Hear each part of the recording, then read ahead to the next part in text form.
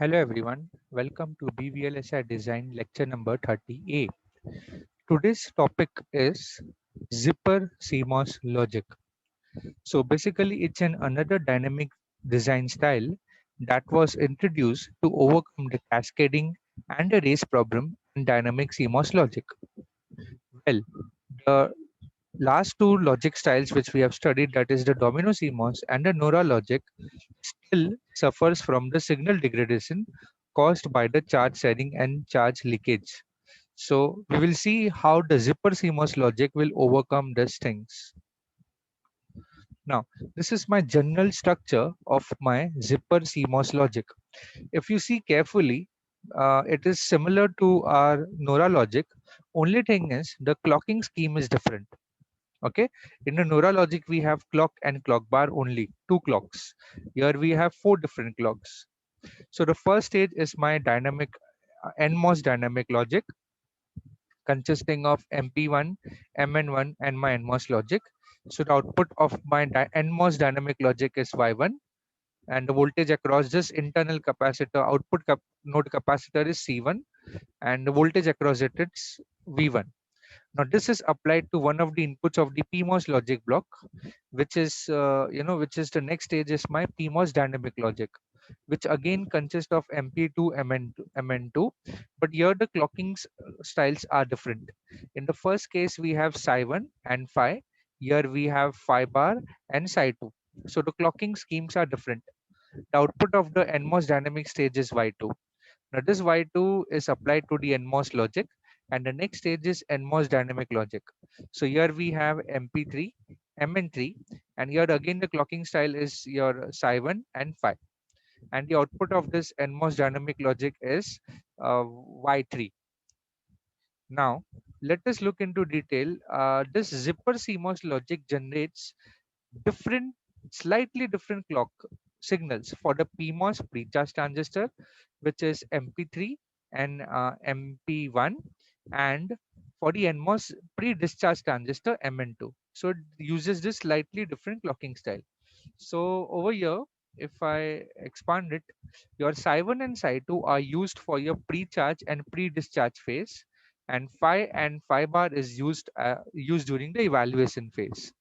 So whenever my Phi is 0 and Phi bar is VDD, my Psi1 will be 0 and Psi2 will be VDD. So this is full strength. Okay. And here we have Phi. Whenever Phi is VDD and Phi bar is 0, that time my Psi1 is VDD minus VTOP and my Psi2 is VTON. Let us look into it diagrammatically. So this is the general structure of the clock signal for the zipper CMOS logic. So as you can clearly see in the first case, when Phi is 0, my Psi1 is also 0. When my Phi is VDD, my Psi1 is reaching the maximum value of VDD minus VTOP. Ideally, it should be the full strength VDD, but we have taken slightly differently. We'll talk about it why we have done so in short time. So here we have VDD minus VTOP as the maximum value of Phi is Psi1. Now in this case, when Phi bar is VDD, your Psi2 is also VDD, and my Phi bar is 0. My Psi2 is not 0, it's actually VTON. Okay, so let us see why we do this. So the concept here is that the PMOS pre-charge transistor MP1 and MP2, MP1 and MP3, I guess, and the NMOS pre-discharge transistor MN2. So here there should be MP3, okay, and the NMOS pre-charge transistor, MN2. Due to the different clocks, Psi1 and Psi2, this allows them to remain them in the weak conduction or the near cutoff during the evaluation phase. So this will compensate for the charge leakage and the charge sharing problem. Let us explain why. So here there is a slight mistake. Instead of pre-charge transistor MP1 and MP2, it should be MP3. Okay, let us look over it again. So your PMOS pre-charge transistor are MP1 and MP3, and my NMOS pre-discharge transistor is MN2. Okay, so here it is. Let us explain in case of PMOS pre-charge transistor.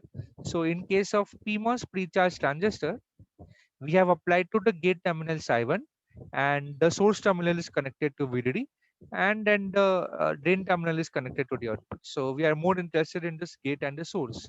So your gate terminal, we have connected Psi1, which is VDD minus the clock strength is like VDD minus VTOP, okay, mod of VTOP, and the source terminal is connected to VDD. So let us calculate what is the VGS value. So over here, VGS value is VG minus VS. So VG is VDD minus VTOP, and VS is VDD. So only left out term is mod of VTOP. That means VGS is just equal to mod of VTOP. And we know that whenever VGS is less than VTOP, transistor is in cutoff. And whenever it is greater than, it is into conduction. So if it is just equal to VTOP, I can say that my PMOS pre-charge transistor is in near cutoff or weak on, or we can say weak conduction. Similarly, for the NMOS pre-charge transistor, we have your at the gate terminal, we have applied, let me show it to you. So at the gate terminal, we have applied here Psi2, and the source terminal is grounded, and the drain terminal is connected to the output. So output of the PMOS, stage. So here the gate terminal is connected to Psi2, which is of the strength, VTON, right? And the drain terminal is connected to the output of the PMOS stage, and the source terminal is grounded. So what is the VGS term over here? VG is VTON, and VS is 0. So VGS is VTON. That means your NMOS transistor is almost in the near cutoff or in the weak conduction state. We can say this it is weak on. So this is the concept of this entire zipper CMOS logic. So your NMOS pre-charge transistor, pre-discharge transistor, and the PMOS pre-charge transistor are in the near cutoff state when we have applied the clocking signals in this strength. Okay, now let us try to understand the working one by one. So this is the example which we are considering. So in this example, the NMOS logic, in the NMOS dynamic logic block stage, we have considered two transistors connected in series with the input A and B named as MA and MB. Here in the PMOS block, we have MX1 whose input is coming from the first stage output, and the second input is C, and that transistor is called as MC. So we have MX1 and MC PMOS transistors connected in parallel in the in the PMOS logic. And again in the next stage we have the NMOS logic consisting of two transistors connected in series. MX1 is the transistor whose input is coming from the output of the second stage, that is PMOS dynamic logic, and the second input is D, which whose transistor name is MD. Now, let us take this example of zipper CMOS logic and explain the various cases. So let us start. So in the very first case, we have the situation wherein phi, let us start with the pre-charge phase first. Yeah, this is my pre-charge phase. Fine. So in the pre-charge phase, my phi is 0 and phi bar is 1, that is VDD. Okay. So in this scenario, my psi1 is 0 and psi2 is VDD. Fine. So this psi1 is 0, phi is 0. So this will, what it will do, it will turn off your MN1 transistor and it will turn on MP1 transistor. So what will happen, irrespective of A and B inputs, my output node Y1 will be charged towards the VDD level. VDD level. That means the voltage across the capacitor over here will be pulled up towards the VDD via MP1 transistor. So Y1 will be VDD. Now this VDD is been applied to the gate terminal of MX1. So MX1 is actually off, right? And in this case, your phi bar is 1. So your MP2 transistor is off, and Psi2 is 1, that is logic 1, that is VDD level.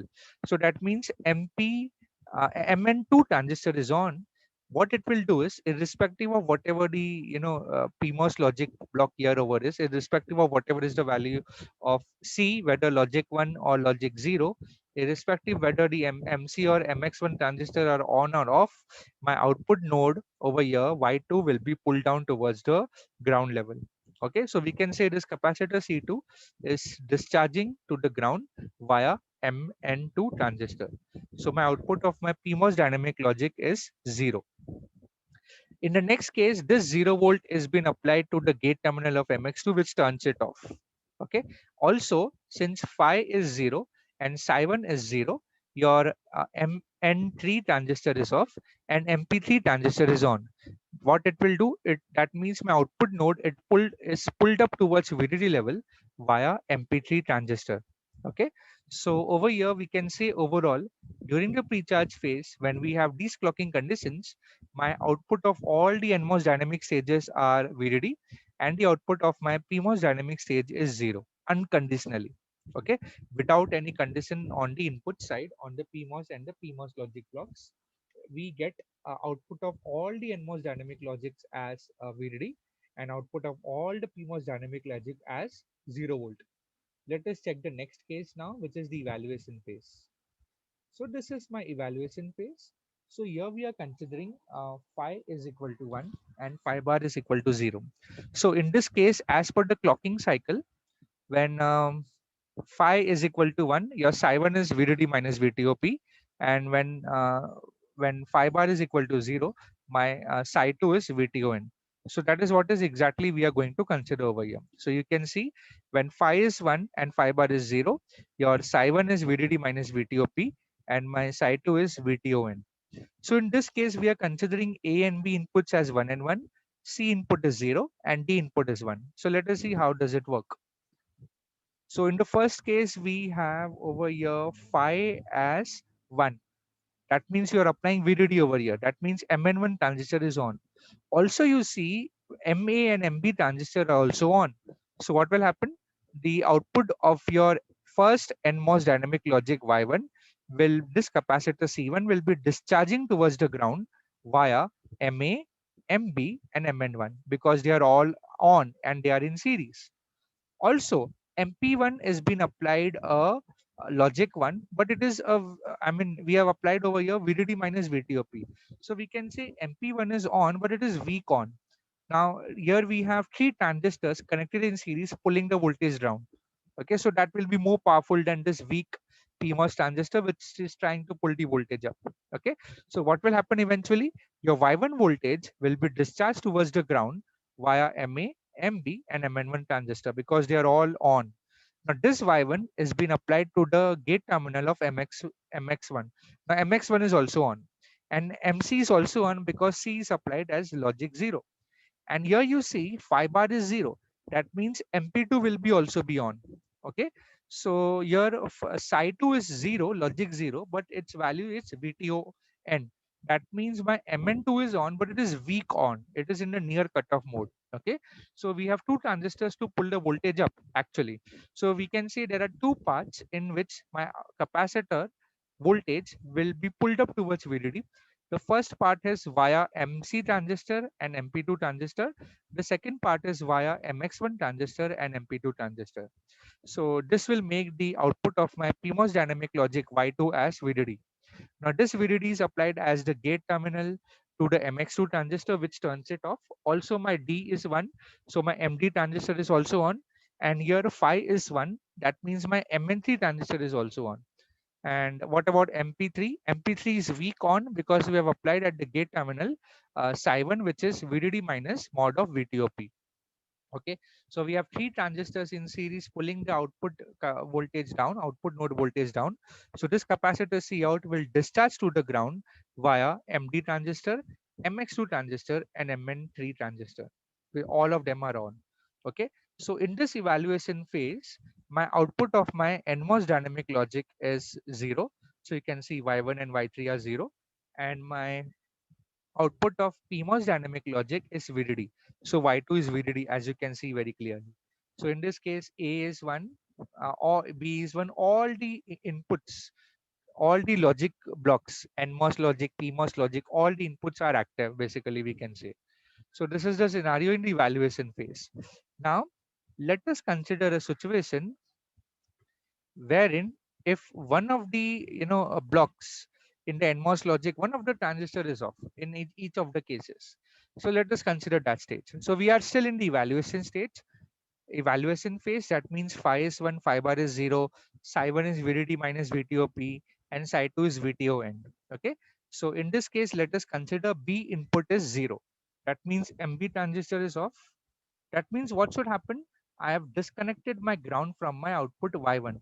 So since MP1 is also on and my previous precharge phase was storing, the capacitor C1 was storing VDD, Y1 will be VDD. Now this VDD is applied to the MX1 input, which will turn it off, and MC is also off because we have applied logic 1 to it. That means my PMOS logic is off over here. Okay, and irrespective of phi bar being 0, irrespective of MP2 being on, my VDD is disconnected from the output.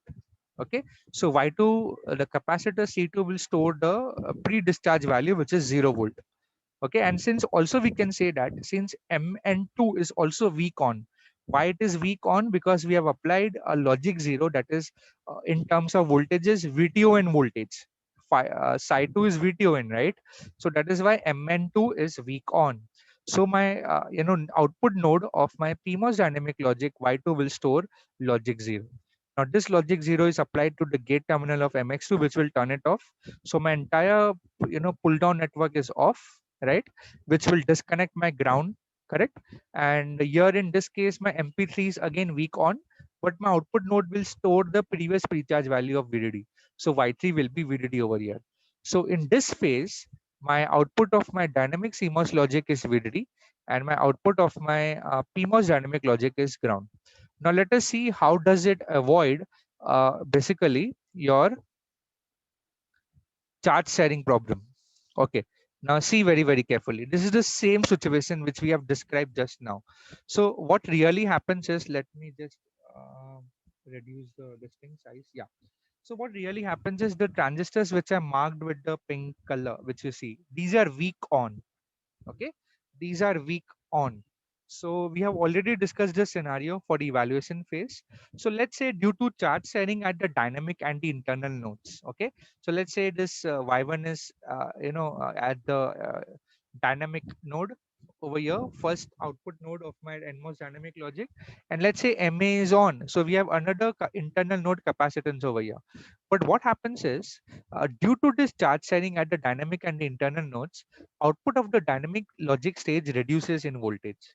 Okay, so it might happen that this y1 falls below VDD level. It might happen due to charge sharing. So let's see how it is avoided. So in the zipper CMOS, output of the dynamics node is not degraded in voltage since the precharge are weak on. Okay, so even if due to charge sharing this y1 is falling down due to charge sharing problem, this MP1 transistor, since it is weak on, it will try to replenish all the dynamic node charges, so it will give it back all the charge. Okay, so since your MP1 is weak on, whatever charges are lost due to the charge sharing at y1 will be gained back, because this output will be charging towards the VDD via this weak on MP1 transistor. So similar thing we can consider for your NMOS pre-discharge transistor. It is weak on, so the charge sharing problem will be avoided over here in this case. More or less, it will be much effect. Its effect will be reduced. So again, I repeat, due to charge sharing at the dynamic and the internal nodes, the output of your dynamic logic may fall down. So let's say y1 voltage due to charge sharing may fall down, fall down below VDD. But since this precharge transistor is weak on, it will provide for all the lost charges, and the y1 will reach the VDD level only. So this is how you avoid the charge sharing problem. Now let us consider the next scenario, same case. Okay, exactly the same case, evaluation phase, but here no leakage current flows. How it tackles the leakage current? You remember the source of leakage current happens whenever the transistor is off, but in this case no leakage current exists since the precharge transistor are weak on instead of off. You remember one thing, leakage current exists only when PMOS or NMOS are off. And in this case, if you see carefully, none of the NMOS or PMOS are off. Okay, so there is no question of any leakage current being present because of this transistor being on, because your MP1, the transistor which are marked in blue, they are weak on. This in this case, MP1 and MP3 are weak on, and Mn2 is weak, also weak on. So there is no question of charge leakage problem. So because of charge leakage, what was happening? The output of the dynamic node was reducing.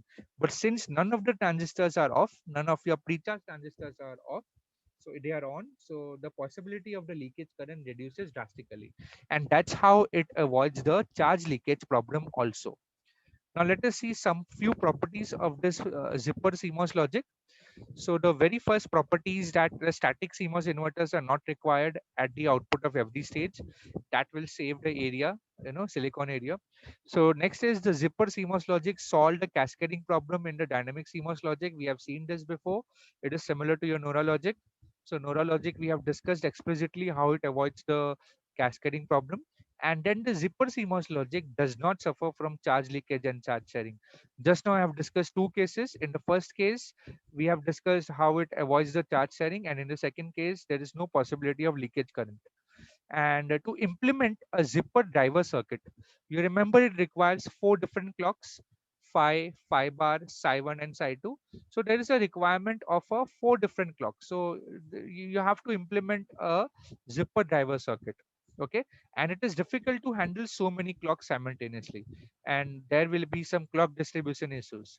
So zipper CMOS logic also suffers from clock skew problem. Okay, because you have not one clock, not two, but four different clocks. I have shown that before initially during the start of the explanation. Okay, so because of this, it requires a zipper clock driver which will be generating these four clocks. So that is the only limitation of your zipper CMOS logic. So all the other disadvantages of your domino CMOS logic, dynamic CMOS logic, NORA logic are all addressed in this zipper CMOS logic. This is the general structure, and this is the example which we have considered to explain the various cases.